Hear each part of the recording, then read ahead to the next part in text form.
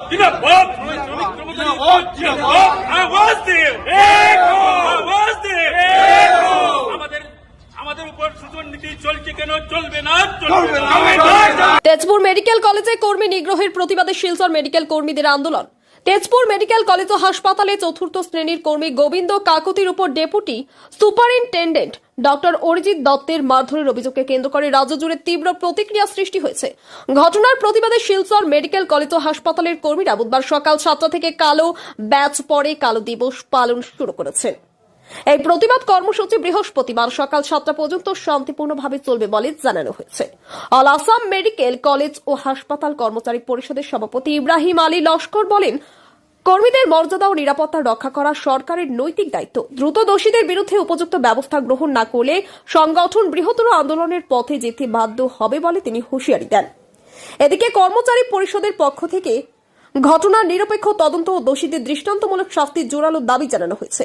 প্রতিবাদ কর্মসূচিতে উপস্থিত ছিলেন শিলচর মেডিকেল কলেজ ও হাসপাতাল কর্মচারী পরিষদের সভাপতি নাহার মজুমদার, সম্পাদক কপিল দেব, কর্মকার সহ কার্যকরী সদস্য আরসাদ আহমেদ লস্কর, নাজিম উদ্দিন বড় ভূঁইয়া, দীপ শর্মা, বিজন দাস, অঞ্জুলাল গোয়ালা প্রমুখ।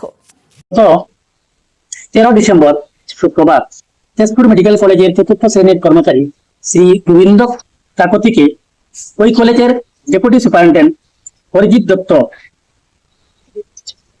মারধর করে চাকরি থেকে বরখাস্ত করার হুঁশিয়ারি দেওয়ার পরিপ্রেক্ষিতে আজকে আমরা ওই দিন থেকে তেজপুর মেডিকেল কলেজে আন্দোলন করে যাচ্ছে।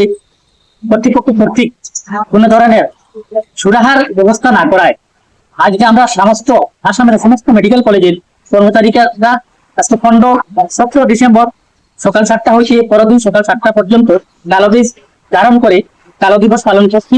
আমরা প্রতিবাদ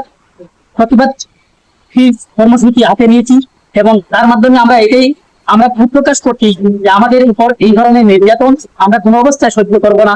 আগামী দিনে যদি এর পুনরাবৃত্তি হয় আমরা সমস্ত মেডিকেল কলেজের কর্মচারীরা বৃহত্তর আন্দোলনের পদক্ষেপ নিতে বাধ্য হব এবং যার দায় দায়িত্ব কর্তৃপক্ষের উপর বর্তাবে।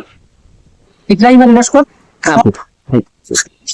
আলী লস্কর, সভাপতি, সারা আসাম চিকিৎসা মহাবিদ্যালয় ও হাসপাতাল কর্মচারী সংস্থা।